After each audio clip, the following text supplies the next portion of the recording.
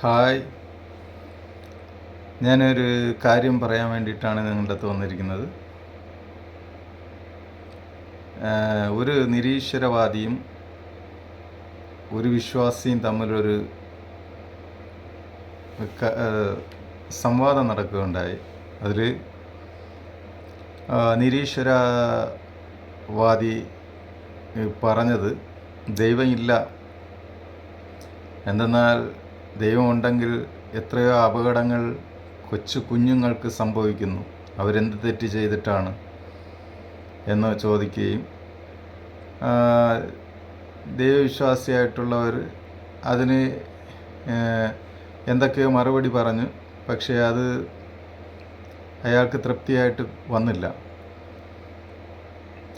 ഇവിടെ ദൈവവിശ്വാസിക്ക് ഉത്തരം അവരവരുടെ വേദങ്ങളിലുണ്ടാകാം, പക്ഷേ മറ്റുള്ള വേദങ്ങളെക്കുറിച്ച് എനിക്ക് കൂടുതൽ അറിയില്ല. ബൈബിളിൻ്റെ അടിസ്ഥാനത്തിൽ പറഞ്ഞിരിക്കുന്നത്, ഒരു ഗോപുരം ഇടിഞ്ഞ് 18 പേർ മരിച്ചുപോയി, അവരെല്ലാം പാപികളായിരുന്നോ എന്ന് യേശുക്രിസ്തു ചോദിക്കുന്ന ഒരു ഭാഗമുണ്ട്. അപ്പോൾ ഇന്നത്തെ സുവിശേഷം അതായിരുന്നു. അതുകൊണ്ടാണ് ഞാനിത് പറയാൻ കാര്യം. അപ്പോൾ യേശുക്രിസ്തു തന്നെ പറയുന്നുണ്ട്, മാനസാന്തരപ്പെടാതിരുന്നാൽ അവർക്ക് വന്നതുപോലെ മറ്റുള്ളവർക്കും വരും. മാനസാന്തരപ്പെടാതിരുന്നു കഴിഞ്ഞാൽ അവർക്ക് വന്നതുപോലെ മറ്റുള്ളവർക്കും വരും. അപ്പോൾ ഇത് കൊച്ചു കുഞ്ഞ് എന്ത് മാനസാന്തരപ്പെടാനായിരിക്കും, അവർക്കെന്തറിയാം എന്ന് വേണമെങ്കിൽ ചോദിക്കാം. അവർക്ക് വേണ്ടിയിട്ടുള്ള, അവരുടെ മാതാപിതാക്കൾക്ക് വേണ്ടിയിട്ടാണ് ആ കുട്ടികൾക്ക് അങ്ങനെ സംഭവിക്കുന്നത്. കുഞ്ഞുങ്ങളെ സൃഷ്ടിക്കുന്നതും മെനഞ്ഞെടുക്കുന്നതും നമ്മളല്ലല്ലോ, സൃഷ്ടിതാവാണ്. അയാൾക്ക് നന്നായിട്ട് അറിയാം എവിടെ അടിച്ചാൽ ആര് വീഴുമെന്നുള്ളത്. അല്ലാതെ നമ്മുടെ ചിന്തയിൽ കിട്ടിയത് മാത്രം വിശ്വസിച്ചുകൊണ്ട് ദൈവം ഇല്ല എന്ന് പറയരുത്. അപ്പം മാനസാന്തരപ്പെടുക എന്നുള്ളതിൻ്റെ അർത്ഥം അറിയാത്തവർക്ക് എനിക്ക് പറഞ്ഞു തരാനുണ്ട്. അത് ഒരുപാട് പറയാനുണ്ട്. എന്നാലും ഞാൻ ഷോർട്ടായിട്ട് പറയാം.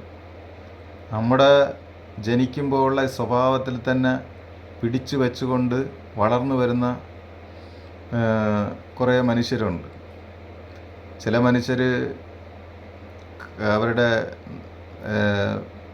നാളുകളിൽ കഷ്ടത അനുഭവിച്ചിട്ടുണ്ടെങ്കിൽ പിന്നെ കാശുണ്ടെങ്കിലെല്ലാം നമുക്ക് സുഖമായിരിക്കുമെന്ന് വിചാരിച്ച് ചാകുന്നവരേക്കും കാശേ എന്ന് പറഞ്ഞിട്ട് പിന്നെ അവർ അനുഭവിക്കേണ്ട സന്തോഷമോ സമാധാനമോ അനുഭവിക്കാതെ മരിച്ചു പോകുന്നവരുണ്ട്.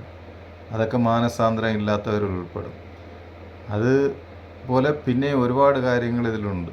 നമ്മൾ ചെറിയ കുഞ്ഞുങ്ങളായിരിക്കുമ്പോൾ നമ്മുടെ കൈയും കാലും വളർന്ന് വലുതായിട്ട് വരുന്നത് പോലെ നമ്മൾ വളരും തോറും നമ്മളുടെ സ്വഭാവം വളർന്നു വരേണ്ടിയിരിക്കുന്നു. അങ്ങനെ വളർന്നു വരുമ്പോഴാണ് അതിനെയാണ് മാനസാന്തരപ്പെടുന്നത്. സ്വഭാവം മറ്റുള്ള മനുഷ്യർക്ക് ഇടർച്ചയായിട്ടോ വരുന്നതെങ്കിൽ അത് മാനസാന്തരത്തിൽ ഉൾപ്പെടുന്നില്ല. അത് മാത്രമേ പറയാനുള്ളൂ. മറ്റുള്ളവർക്ക് നന്മയും നമ്മൾ അതിനോടൊപ്പം നന്മകൾ ആസ്വദിക്കുകയും ചെയ്യുന്ന ഒരു പ്രത്യേക ക്യാരക്ടറിനെയാണ് മാനസാന്തരം എന്ന് പറയുന്നത്. ഞാൻ ഷോർട്ടായിട്ട് പറഞ്ഞതേ ഉള്ളൂ. Thank you. നന്ദി.